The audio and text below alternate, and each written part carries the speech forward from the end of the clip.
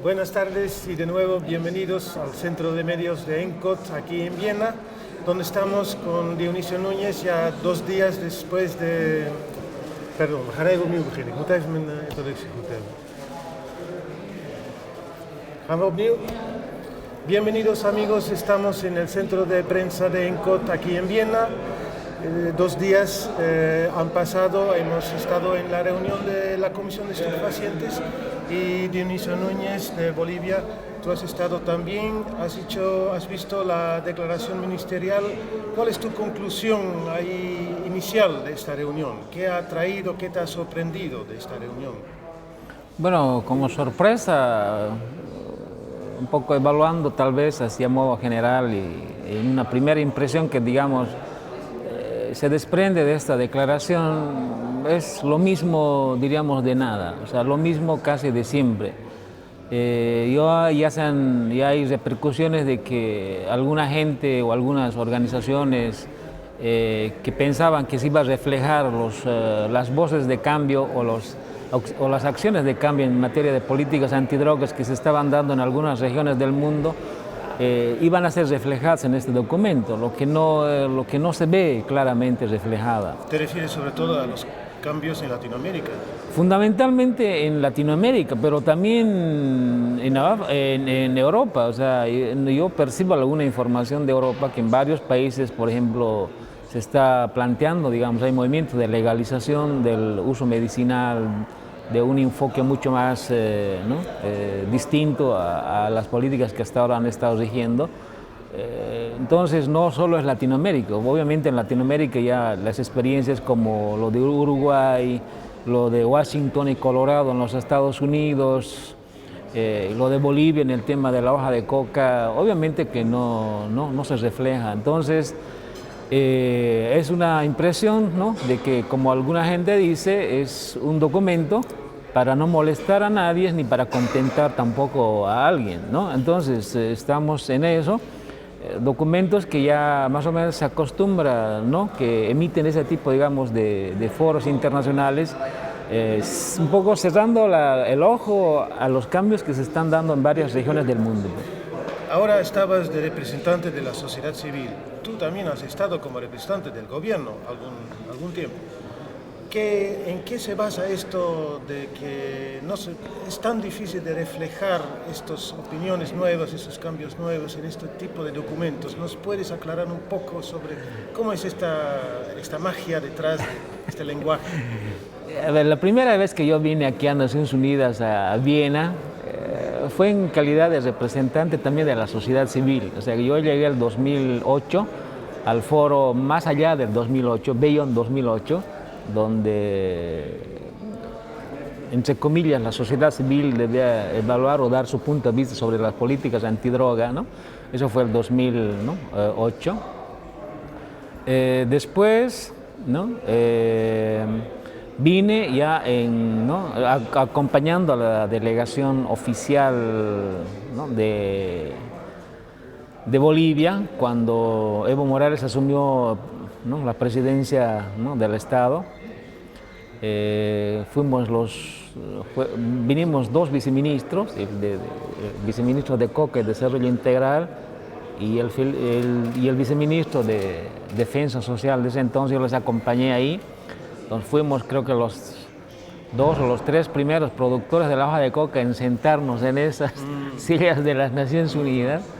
Después también vine en calidad del 2009, a la sesión de alto nivel, vine en calidad de vocero, ¿no?, del primer foro de los productores de plantas declaradas ilícitas por las Naciones Unidas que realizamos en Barcelona, España. Y en esas condiciones, y después la última vez que he estado acá junto con el presidente, ¿no?, para presentar nuestra enmienda, el reconocimiento al consumo tradicional de la hoja de coca en Bolivia. Entonces un poco los escenarios son un poco distintos. O sea, cuando tú vienes en representación de la sociedad civil, tienes toda la libertad de decir lo que sientes o lo que la gente a la que representas piensa o quiere que diga, porque vienes con un mandato de la gente, ¿no?, y tienes que informar y rendir cuentas a tu vuelta.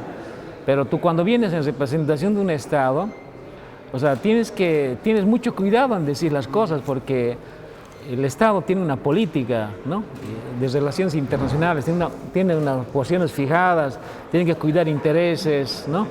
Y a veces en los pasillos, en los cafés de este tipo de eventos, conversas con los representantes de los otros estados que a veces en el debate, en la plenaria, expresan posiciones contrarias y les preguntas y les planteas por qué han planteado de esa manera y les das las razones. En el café o personalmente te dirán, ¿no?, estamos de acuerdo contigo. Me lo han dicho a mí varias veces en el tema de la coca. Digo, ¿por qué, digamos, la consideran a la coca droga? ¿Por qué, digamos, no se reclasifica? ¿Por qué no se da usos medicinales y alimenticios? Y en los pasillos me decían, Dionisio, tienes todas las razones, estoy contigo. Estás hablando de representantes gubernamentales europeos, occidentales. Así es, o sea, representantes de estados, ¿no? Hay fundamentalmente europeos, latinoamericanos, que a veces ¿no?, cuando hablan a nombre de un estado, mantienen un statu quo, no quieren, digamos, plantear cosas que tal vez podrían tener repercusiones para sus estados, Entonces, a veces dicen una cosa adentro, ¿no?, que no mantener las cosas tal como están y afuera, ¿no?, te dan la razón, digamos, de lo que tú estás planteando, ¿no?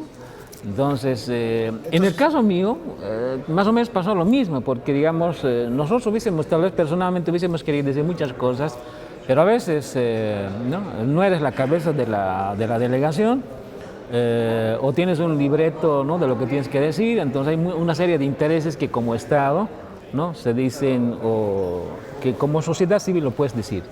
Y entonces vamos a hacer el juego. Si tú podrías haber participado como representante gubernamental, ¿qué tipo de declaración podrías haber hecho, pero pensándola libremente, como lo has podido hacer ahora? Claro, o sea, si yo hubiese tenido que, digamos, pasar esa redacción por mis manos, digamos así,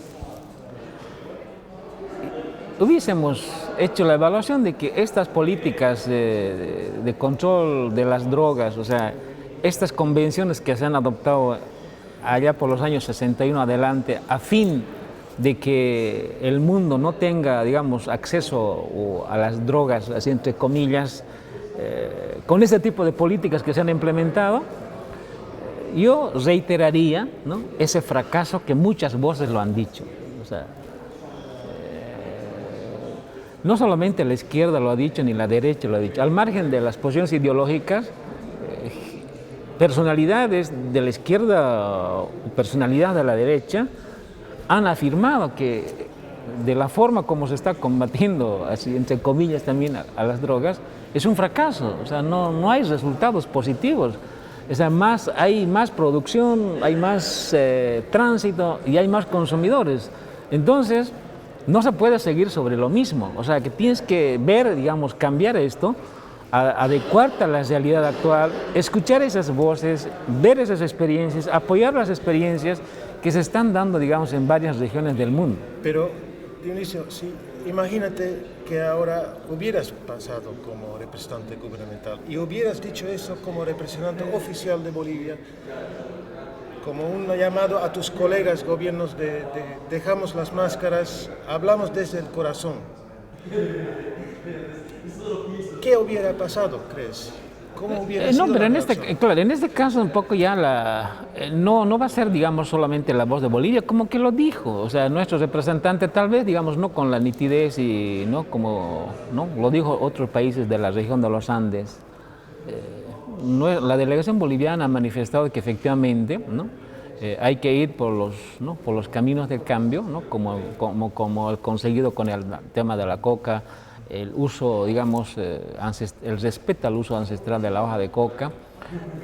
A mí, reitero, me gustó mucho la intervención o la posición, digamos, del representante del Ecuador, así de varios delegados, ¿no?, que efectivamente de Latinoamérica, ¿no?, han expresado de manera común, diríamos, estos temas de cambio. Entonces, yo hubiese dicho tal vez un poco más allá, ¿no? O sea, que obviamente estos discursos que cuidan una cierta imagen, bueno, se los entiende, pero es innegable que hay muchas voces de lo que antes no se decía. ¿Y tú crees que es factible que un grupo latinoamericano, el GRULAC por ejemplo, podría desarrollar una postura en los próximos años en esta reunión que va en este sentido? Yo considero que sí, o sea, las posiciones, por ejemplo, de los países que conformamos el ALBA, ¿no? Desde ahí yo pienso que debería, ¿no? Debatirse y dar una posición, digamos, de cómo deberían ser estos cambios.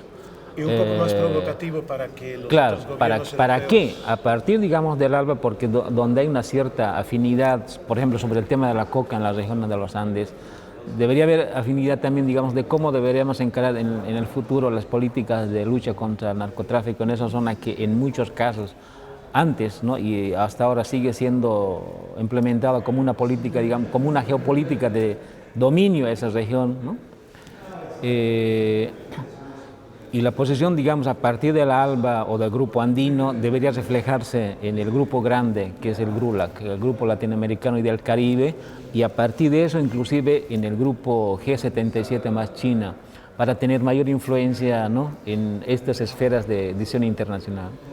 Ahora, tu olfato político, ¿qué nos dice para 2016? ¿Va a ser posible un cambio, tal vez propuesto desde Latinoamérica? Bueno, en Nueva York, en la sesión general de la Asamblea General que va a tratar este tema en 2016? Bueno, hay una esperanza, digamos, para el 2016, pero también tenemos que, digamos, un poco ser realistas y en América Latina, en los países como Bolivia y todos los otros países donde en este momento están presentes en sus gobiernos, ¿no? Las voces de cambio, hay elecciones, ¿no? Elecciones que podrían, ¿no? Dar un giro, ya sea hacia posiciones mucho más conservadoras o mucho más progresistas. El caso venezolano es, ¿no? Una muestra de lo que podría ocurrir. Entonces, pero si en caso, digamos, de que se mantenga esta situación política en América Latina, principalmente en Sudamérica, obviamente se tiene que trabajar para que eso se refleje el 2016 en la sesión especial del UNGAS, ¿no? En Nueva York. Ese es el deseo de todos los que propugnamos y luchamos por los cambios. ¿Y cuál sería el rol que puede jugar la sociedad civil internacional, consumidores y productores en este caso? En este caso es fundamental. O sea, se hablaba antes del internacionalismo proletario, ¿no? Ahora tendríamos que hablar, digamos, del internacionalismo de los productores, de los consumidores, ¿no? De estas plantas que lo han llamado droga para algunos, pero legal, ¿no? Para algunos estados o algunas empresas que se hacen un montón de plata de esto, con esta prohibición. Debemos hacer ese internacionalismo para que las experiencias que se dan en América Latina, en Norteamérica, ¿no? O en Europa o en África, tal vez mucho menos porque no se ha ido mucho, haya, ¿no?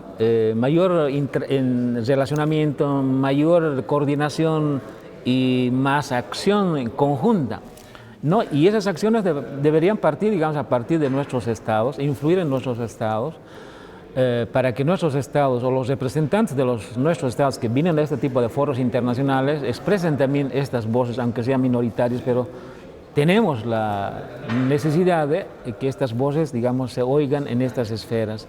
Entonces, eso es un poco lo que yo pienso que se debería hacer, ¿no? Y no bajar la guardia.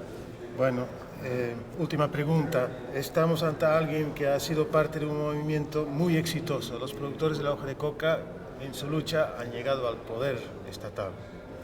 ¿Qué lección nos puede dar a los movimientos de consumidores de cannabis en Europa, que en varios casos andamos un poco peleados entre el uno y el otro y no logramos realmente construir un movimiento fuerte y sólido? ¿Cuál es la importante lección que ustedes nos pueden dar? La unidad.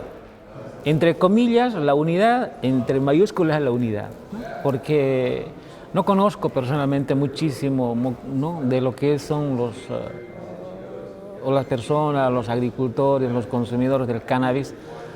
Y como le decía en una entrevista anterior, para el movimiento cocalero, o sea, para el productor de coca, para el agricultor, digamos, de coca en la región de los Andes, en muchos casos hablar de la marihuana o hablar del opio es hablar de droga, ¿no? Entonces hay todavía muchísima información que todavía hay que suministrarles para que tengan una real dimensión, una verdadera dimensión de lo que pasa, de lo que son estas plantas. Entonces, la unidad es importante porque si en Bolivia hemos logrado, ¿no?, tener un presidente que viene de la zona cocalera del Chapare, si hemos llegado a los foros internacionales como Naciones Unidas en representación del movimiento cocalero, es por la unidad lograda, en el caso boliviano, de las llamadas zonas tradicionales como también de las otras zonas productoras de coca. Y lamentablemente también, ¿no?, hay esa dispersión. Claro, en Bolivia hay una cierta, ¿no?, unidad para muchos objetivos comunes, pero también en la región de los Andes, digamos, Perú y un poco, digamos, la parte sur de Colombia, donde hay producción de coca, pero tampoco, ¿no?, se puede lograr un movimiento regional. Entonces esperamos en el futuro que esta unidad nos permita avanzar. Unidad, digamos, al interior de los sectores o países donde se produce la amapola, ¿no?, para usos medicinales, lo mismo en el sector, digamos, de personas que producen, ¿no?, en el tema del cannabis, y también, digamos, en el sector donde se produce la hoja de coca, ¿no?, que es la región de los Andes. Con esta la palabra unidad terminamos. Muchísimas gracias y hasta el año que viene. Muchas gracias.